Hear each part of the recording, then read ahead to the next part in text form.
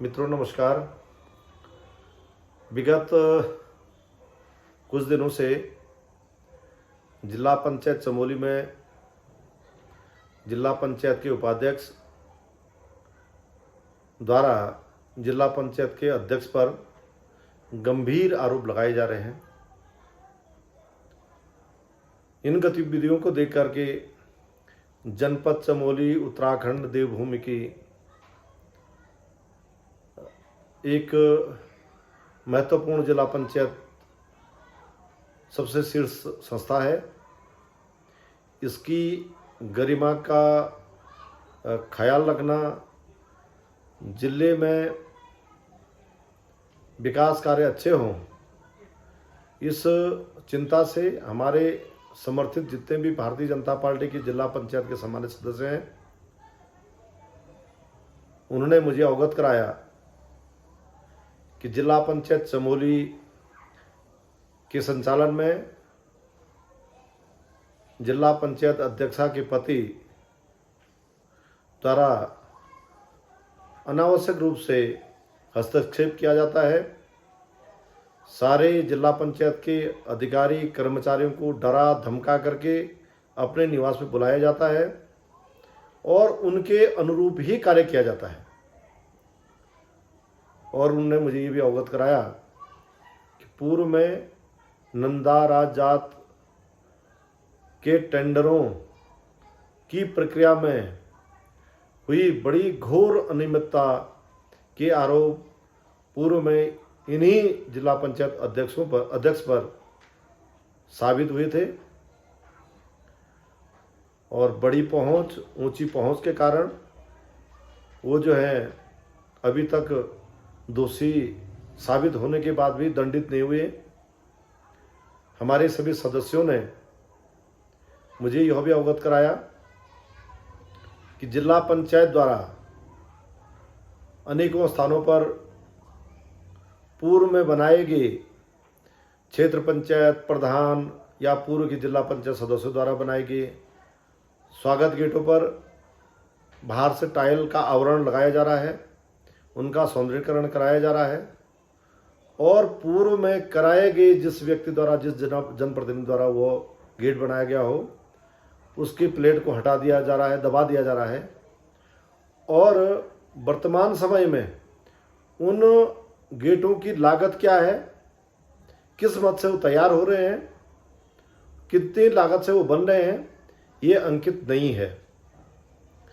इस पर भी एक बहुत बड़ा संदेह हम सबको होता है और हमारे सम्मानित सदस्यों ने यह भी अवगत कराया कि बिना एनओसी के, बिना पीडब्ल्यूडी के सड़कों पर बड़े बड़े गेट बनाए जा रहे हैं और वह गेट कभी बड़े ट्रकों के कारण या आवाजाही के कारण दुर्घटना को आमंत्रण भी दे सकते हैं, क्योंकि वो विभागीय नॉर्म्स के आधार पर नहीं बन रहे हैं। जिला पंचायत अपनी स्वच्छंद अपनी तकनीकी से बना रही है, वह जो है पीडब्ल्यूडी के तकनीक के आधार पर नहीं बना रही है। इस आधार पर श्री बद्रीनाथ में हमारे प्रदेश के यशस्वी मुख्यमंत्री माननीय पुष्कर धामी जी से मैं मिला और मैंने इन सब बातों से माननीय मुख्यमंत्री जी को अवगत कराया। उन्होंने तत्काल इन कामों की जांच, इन अनियमितताओं की जांच, पूर्व में जो राजजात के टेंडर प्रक्रिया में जो घोर अनियमितता जिला पंचायत अध्यक्ष द्वारा की गई थी, उनकी जांच तत्काल की जाए, ऐसे आदेश माननीय मुख्यमंत्री जी ने किया है। और मैं एक राजनीतिक दल के जिला अध्यक्ष होने के नाते मैं आप सब लोगों को विश्वास दिलाता हूं कि दूध का दूध, पानी का पानी होगा। इस परिप्रेक्ष्य में पूर्व कैबिनेट मंत्री, पूर्व जिला पंचायत के अध्यक्ष, पूर्व जिला पंचायत अध्यक्ष पति और वर्तमान जिला पंचायत के अध्यक्ष के पति इनके द्वारा अनेकों स्थानों पर जनसभाओं के माध्यम से गांव में लोगों को बरगलाने का एक कुत्सित प्रयास किया जा रहा है। ये कह रहे हैं कि भारतीय जनता पार्टी की सरकार और भारतीय जनता पार्टी के लोग इनको बदनाम कर रहे हैं, परंतु हमारा कोई ऐसा ध्येय नहीं है। हम चाहते हैं कि दूध का दूध हो, पानी का पानी हो और उचित न्याय मिले। यदि जिला पंचायत अध्यक्षा जी द्वारा कोई ऐसी अनियमितता नहीं की होगी तो उनको क्लीन चिट मिलेगी। यदि अपराध किया होगा तो उसकी सजा भी मिलेगी। और एक बात मैं आप सब लोगों के माध्यम से कह देना चाहता हूं कि माननीय राजेंद्र भंडारी जी 2003 के पंचायती चुनाव में जिला पंचायत के सदस्य बने। जनपद चमोली के सभी जनता के सहयोग से चुने हुए जिला पंचायत सदस्यों के सहयोग से जिला पंचायत के सम्मानित अध्यक्ष बने। तत्पश्चात 2007 में नंदप्रयाग विधानसभा चुनाव लड़कर विजयी हुए और कैबिनेट मंत्री बने। और 2011-12 में उन्होंने भारतीय जनता पार्टी की जिला पंचायत अध्यक्षा की कुर्सी हिलाई और अपनी पत्नी को जिला पंचायत का अध्यक्ष बनाया।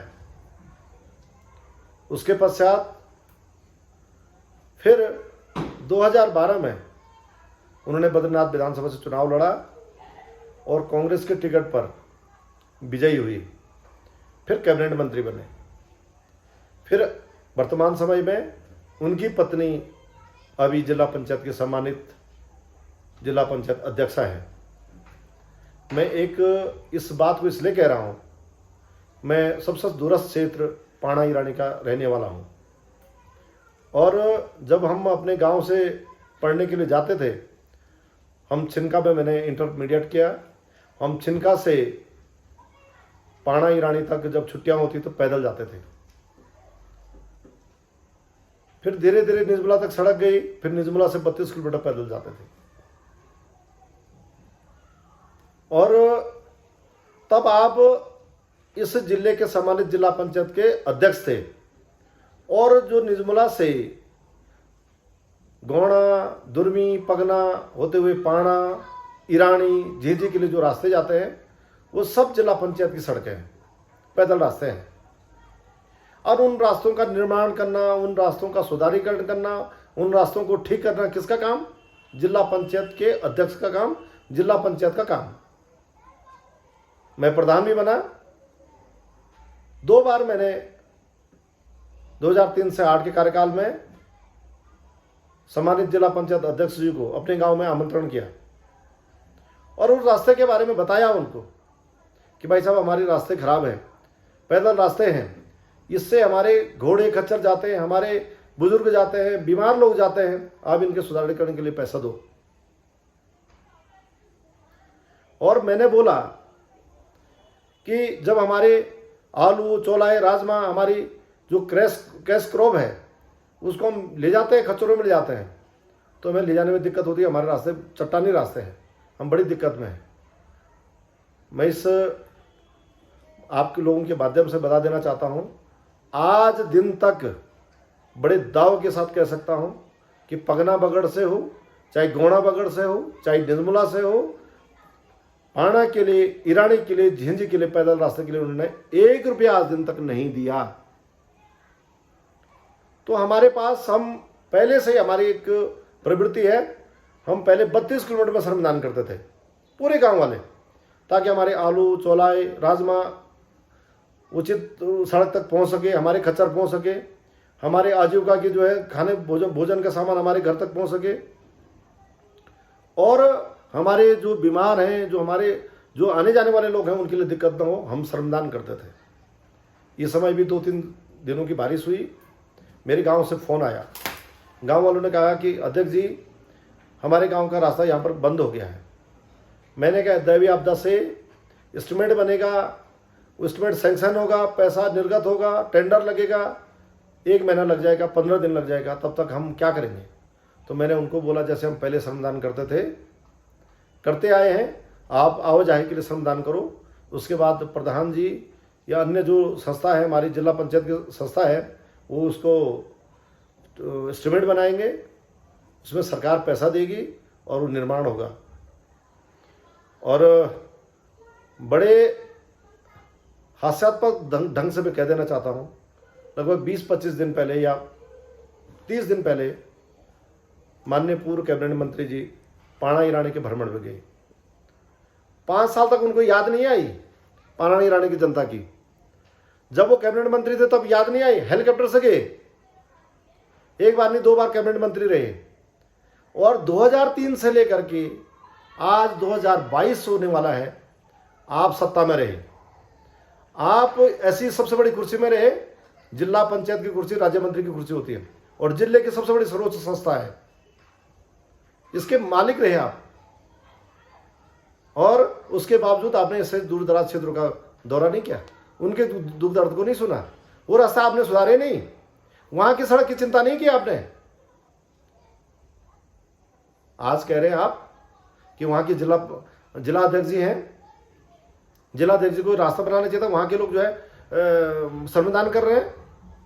हमारी तो प्रवृत्ति है भाई, जब आप इतने बड़ी कुर्सियों में थे तब भी हमने श्रमदान ही किया, आज भी श्रमदान कर रहे हैं, करेंगे, हम श्रमदान करेंगे, क्यों नहीं करेंगे। परंतु भैया आप तो बताओ कि अपना खजाना कब खोलेंगे उस क्षेत्र के लिए, कब देंगे हमारे लिए पैसा।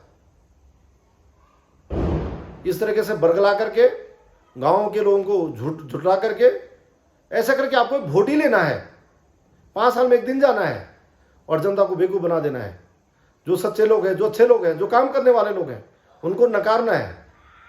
माननीय मंत्री जी, निजमुला से पाणा ईरानी 32 किलोमीटर सड़क माननीय फोने जी के कार्यकाल में सैंक्शन हुई, माननीय फोने जी ने उसका उद्घाटन किया, सारी जनता जानती है। परंतु उसके बाद फेज 2 का काम लगता है और आपकी सरकार आती है, आप कैबिनेट मंत्री रहते हैं और वहां के 7 पुलों के निर्माण का टेंडर आपने 7 पुलों को दिखाया ही नहीं कि पुल बनने चाहिए।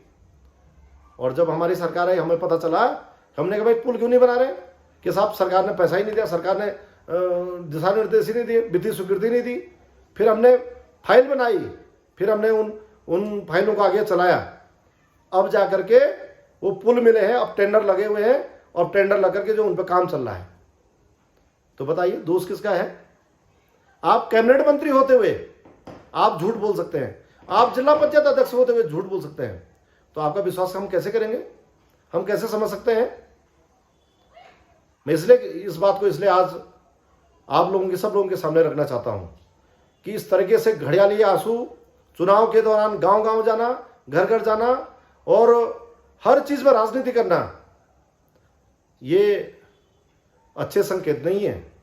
समाज के लिए, समाज का सेवक कैसा होना चाहिए, उसका चरित्र कैसा होना चाहिए, वो व्यक्ति कैसा होना चाहिए, हमारा नेतृत्व कैसा होना चाहिए, इस बात की चिंता हमको सोचनी पड़ेगी, सब लोगों को सोचनी पड़ेगी कि हमारा नेता कैसा होना चाहिए। आप बड़ी बड़ी बातें बोल देते हैं, किसी को कुछ भी बोल देते हैं, अरे भाई मैं तो दबंग हूं। भैया हम तो राजनीति कर रहे हैं इतने सालों से, हम दबंगी से नहीं कर रहे हैं, हम समाज की सेवा करते हैं। और 5 साल में एक बार उस गरीब जनता, जो दीनहीन जनता, जो अमीर है, कोई भी है समाज का, किसी प्रकार का वर्ग है, उसके चौखट बजा करके माथा नवाजते हैं, विनम्रता से निवेदन करते हैं, पर किसी को बदनाम नहीं करते हैं। आपने ये जो एक कुत्सित प्रयास किया, मुझे बहुत ठेस पहुंची। मुझे ऐसा प्रतीत नहीं होता था कि आप इस तरीके से इन बातों को कहेंगे। मुझे जैसे एक बहुत छोटे से परिवार का व्यक्ति हूं मैं, और जब मैं पैदा हुआ तो 24 दिन में मेरे पिताजी का साया मेरे सर से उठ गया था। जिसके पिताजी का साया उसके घर से, उसके सर से 24 दिन पहले उठा हो, उसकी क्या मजबूरियां होंगी, वो कितना गरीब होगा, वो कितना दीनहीन होगा। हमने थपेड़े खाए, हम आगे बढ़े, हम पढ़े लिखे। कई आप जैसे राजनीतिक लोगों ने हमें चंगुल में फंसाने का प्रयास किया, हम उनके चंगुल से भी बाहर आए। मुझ पर मुकदमे किए गए कि ये अच्छे लोगों के साथ जुड़ रहे हैं, ये भारतीय जनता पार्टी के साथ जुड़ रहे हैं, ये हमारा प्रचार करना था, इनका यूकेडी का प्रचार करना था, समाजवादी पार्टी का प्रचार करना था। अनेक अनेक दल बदले और ऐसे दलों बदलों करके हम पर 18 मुकदमे मुझ पर लगाए गए। मेरे गांव वालों को सबको पता है।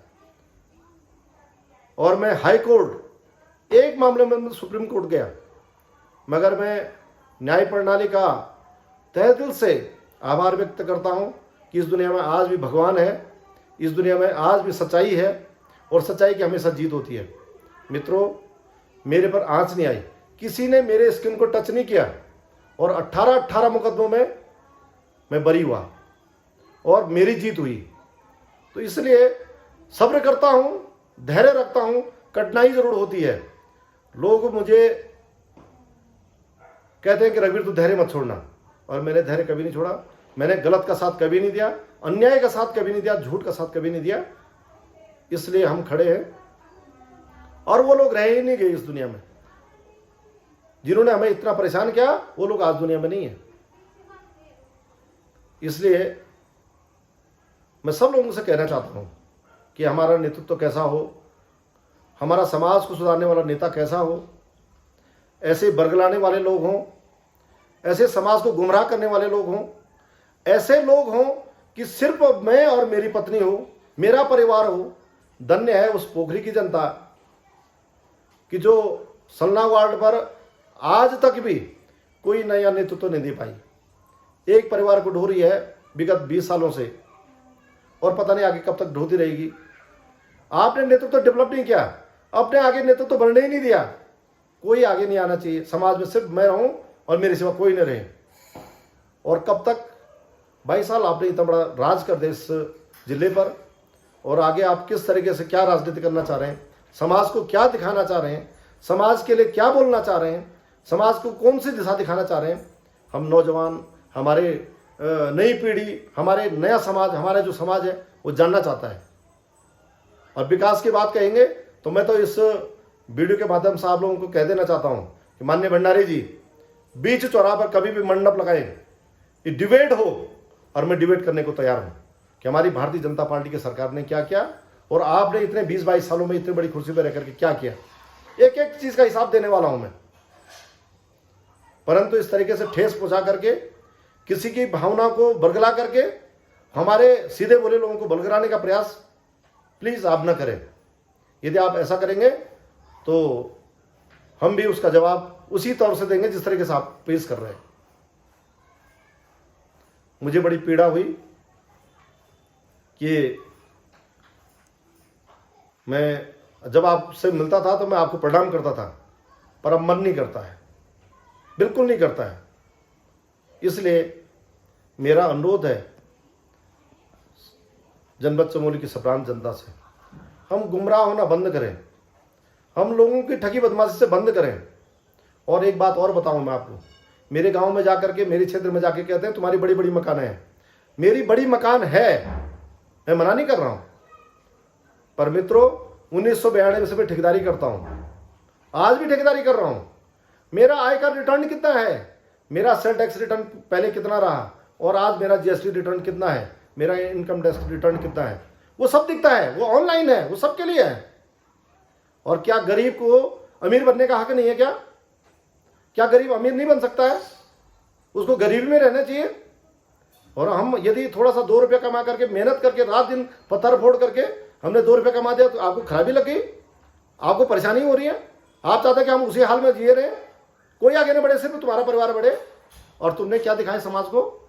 जिला पंचायत का चुनाव, यदि कोई योग्यवान व्यक्ति, योग्यवान परिवार, योग्यवान महिला, योग्यवान कोई लड़ना चाहे, आपने इतना महंगा कर दिया उस चुनाव को कि कोई लड़ नहीं सकता है, आपके कब्जे में रहेगा हमेशा। प्रमुख का चुनाव इतना महंगा कर दिया कि आपके सिवा कोई दूसरा लड़ नहीं सकता है, कोई योग्य व्यक्ति आगे नहीं आ सकता है। वैसे ही फिर आपने विधानसभा का चुनाव भी महंगा कर दिया। नौजवानों को दारू पिलाओ, नौजवानों को बरगलाओ, नौजवानों को बेवकूफ बनाओ और सत्ता हत्याओ, फिर उसके बाद पैसा कमाओ।